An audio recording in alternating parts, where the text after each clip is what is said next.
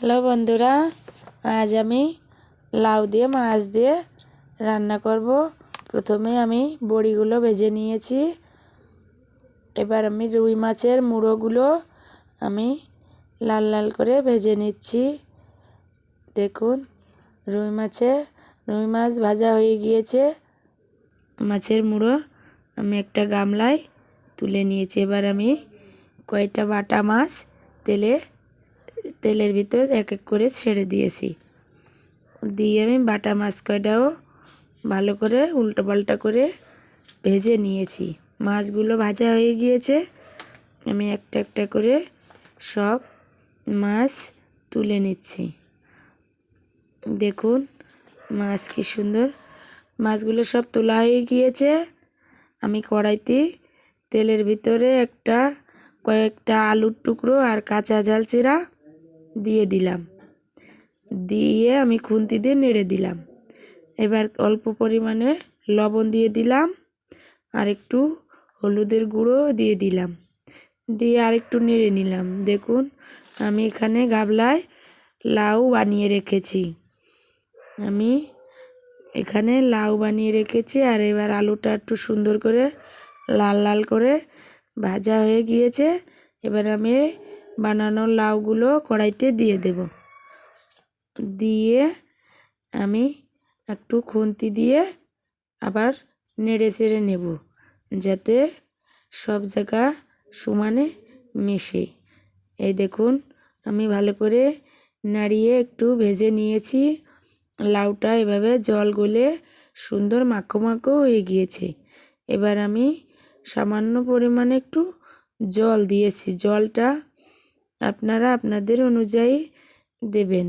আমি বড়ি দেব তো, তাই একটু বেশি করেই দিয়েছি, যেহেতু বড়িতেও অনেকটা রস টানবে।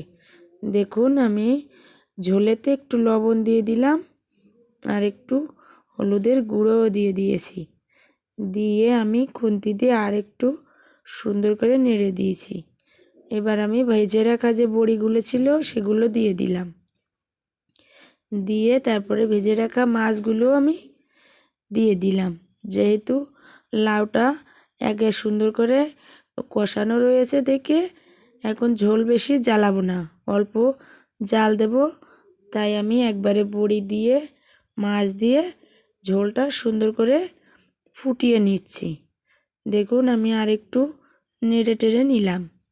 ঝোলটা ফুটে গিয়েছে। আমি একটু কাঁচা জিরে বাটা আমি কাঁচাই দিলাম। কাঁচা দিলে একটু টেস্টটা ভালো লাগে, তাই আমি কাঁচা জিরে বাটা সোমবারা দেওয়ার আগে মিশিয়ে নিয়েছি। নিয়ে আমি তো এবার সোমবারা দেব।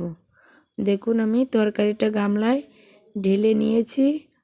নিয়ে আমি এবার কড়াইতে ফোড়ন দেব। আমি কড়াইতে প্রথমে একটু তেল দিয়ে দিচ্ছি।